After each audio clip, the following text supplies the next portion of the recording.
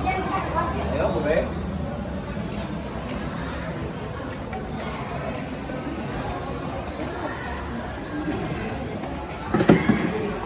Dan sebentar. Tadi barusan gue lihat kan sama botol plastik. Tadi gua nggak salah mas ya. Gak salah sih, dan cuman kalau sampah yang dibuang tadi dibuat jadi suatu kerajinan itu bisa lebih bermanfaat lagi dong. Tapi gimana lagi ya, sebenarnya nggak punya skill untuk membuat kerajinan dari botol plastik. Nah, kalau lu nggak punya skill buat kerajinan kayak gitu, lebih baik lu kumpulin sampahnya terus ditukar ke bank sampah Jan.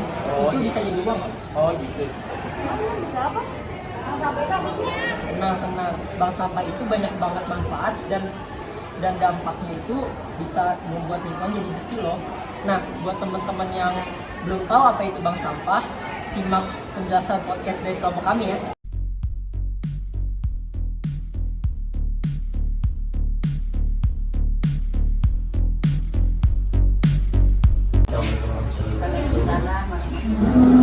Perkenalkan, nama saya Naufal dari mahasiswa SMA Ilmu Unggul Jakarta.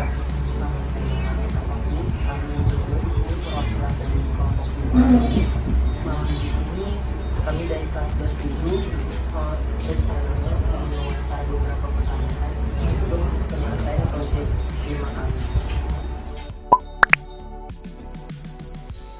Ada beberapa pertanyaan yang mau diajukan. Mohon sebelumnya boleh perkenalan dulu. Saya Darwanti, pengurus dari Bank Sampah Bekasi.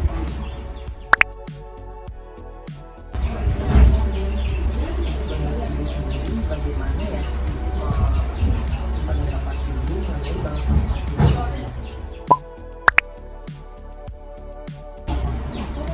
Bank Sampah Bekasi kami ini awalnya kan didirikan oleh ibu-ibu komposisinya lingkungan hidup. Dan ini juga mendukung upaya mendukung pemerintah bagaimana kita bisa mengurangi sampah di lingkungan kita masing-masing, khususnya warga bisa memilah sampah dari rumah. Jadi yang sampah organik, sampah anorganik itu dipisah dari rumah. Nanti sampah organiknya bisa dibawa ke sini, ditimbang, dan nanti bisa dijadikan kompos. Sedangkan sampah anorganiknya mereka bisa tabung, nanti mereka ada ikut tabungnya. Bisa mereka ambil dengan bilang lebaran ataupun suatu saat mereka butuh uang atau udah banyak itu hasil yang mereka tabung boleh diambil uang. Untuk bank sampah Bekasi kami ini kan maksudnya ke kelurahan Pondok ya. Nah, itu di daerah kelurahan Pondok aja mengelola sampahnya atau dari luar boleh? Awalnya kan ini berdiri khusus buat RT nih, RT 13 11. Nah sekarang sudah makin berkembang, satu RW boleh. Nah di RW lain dari dekat sini nih dari boleh menabung. Gak siapapun boleh. Ya. Jadi kalau kita mau ada tabungan sampah anorganik boleh semua. Untuk bank sampahnya sendiri sudah berdiri sekitar Dari 2017. berarti udah 6 tahun ya. Kalau yang ada itu berdirinya bank sampah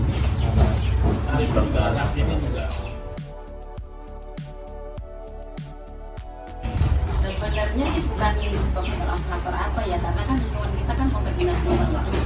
Jadi sebenarnya atas anjuran dari dinas lingkungan itu kami ibu-ibu khususnya komplek lingkungan hidup ya sepakat lah sama-sama mendirikan bank sampah. Yang awalnya kecil, belum ada bangunan seperti ini, yang ini doang kecil gitu. Nah setelah berkembang dari pemerintah untuk memfasilitasi ini semua. lebih dari 5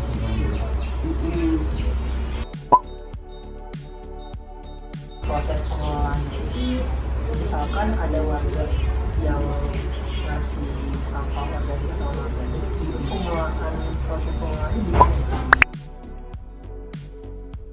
Di dalam ini. Jadi mereka timbang sini organiknya atau anorganiknya. Nanti kalau yang organik dibawa ke sana, nanti kan di sana ada penjajahan, ikan, terus ada fermentasi gitu. Dan ada lah. Kalau untuk sampah anorganiknya sendiri kan katanya akan dijadikan bank sampah yang akan ada tagangannya sendiri. Nah itu pengelolaannya gimana ya supaya bisa menghasilkan? Ini jadi setiap hari Senin dan Kamis ada relawan kita memilah sampah anorganiknya itu. Jadi umpamanya botol dipisahkan sama botol gas, dan nanti ini jualnya kan masing-masing per item gitu. Ada besi, ada kertas, ada apa, nilai jualnya berbeda. Bisa kita jual ke sampah itu ataupun ke sampah. Nah, kalau dari warga sendiri kita secara global atau namanya gabungan kita beli 1.200 gitu. Nah, itu masih kotor nih dari warga. Ada kaleng, ada kertas, ada ini pokoknya campuran.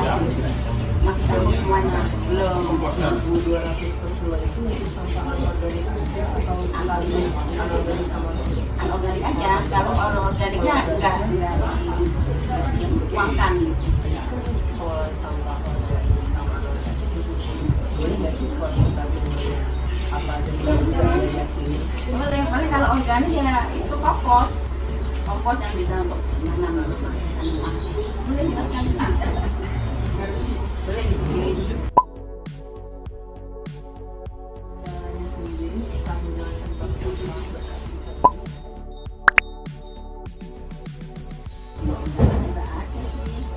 Nggak ada sih. Kalau apa namanya barang-barang udah numpuk, kita istilahnya lewat relawannya juga kurang. Gitu. Kadang kan kesibukan gitu ya, kadang bisa. Nah ini selama bulan puasa aja nggak diterima tuh ada 2 orang lebih banyak belum bisa karena libur puasa kemarin. tadi kan Abi ada relawan yang nah untuk relawannya sendiri itu ada jadwalnya. Ada Senin sama Kamis. Pertanyaan terakhir ibu, untuk saran dari solusi minyak ibu dalam mengenai lingkungan yang belum ada bank sampah. Ya, paling tidak membiasakan atau mensosialisasikan ke warga gitu, bahwa sampah organik itu bisa dibuat sendiri di rumah dengan cara membuat kompos sendiri dengan pakai tong-tong kaca bisa kita buat kompos sendiri di rumah.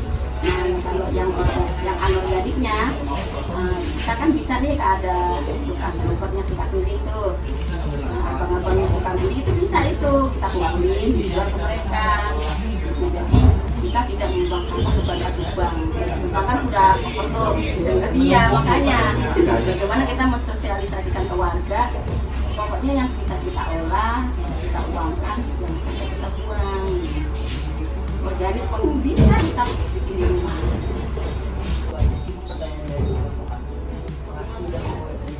Ya sama-sama.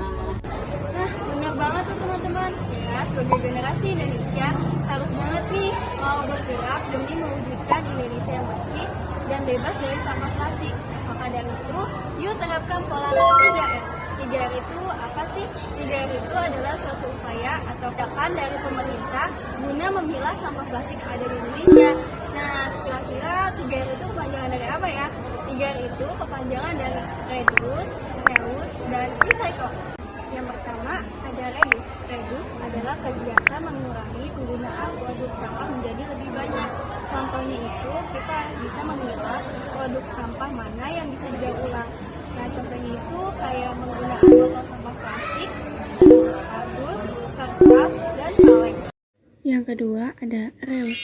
Reuse adalah Kegiatan menggunakan produk itu bisa digunakan kembali. Contohnya kayak misalkan plastik yang biasa sehari-hari kita minum itu kalau misalkan masih layak dipakai, kita bisa menggunakannya kembali.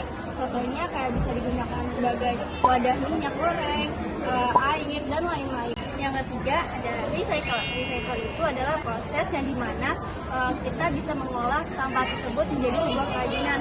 Contohnya itu penggunaan botol plastik itu bisa digunakan sebagai kerajinan yang lebih baru dan lebih bermanfaat. Contoh kalau misalkan dari kerajinan botol itu bisa digunakan sebagai plastik.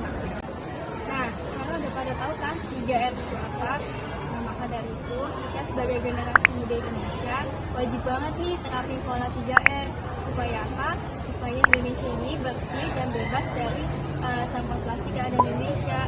Kita juga bisa menggunakan pola 3R ini dari kita sendiri. Kita nggak perlu biaya yang banyak-banyak, asalkan kita bisa niat, dan itu bakal terwujud menjadi sebuah kenyataan yang lebih indah dan lebih bagus. Maka dari itu, yuk terapkan pola 3R.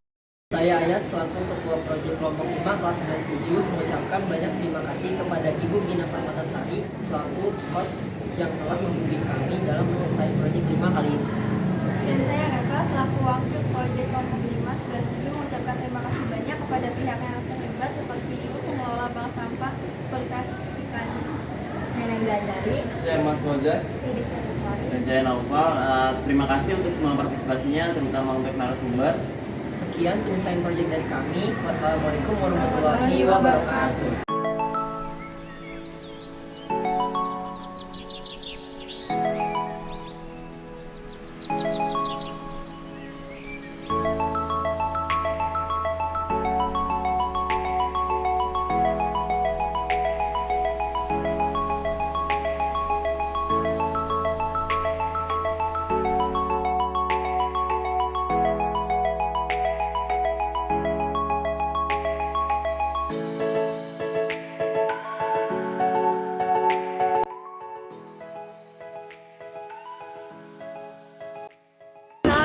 No.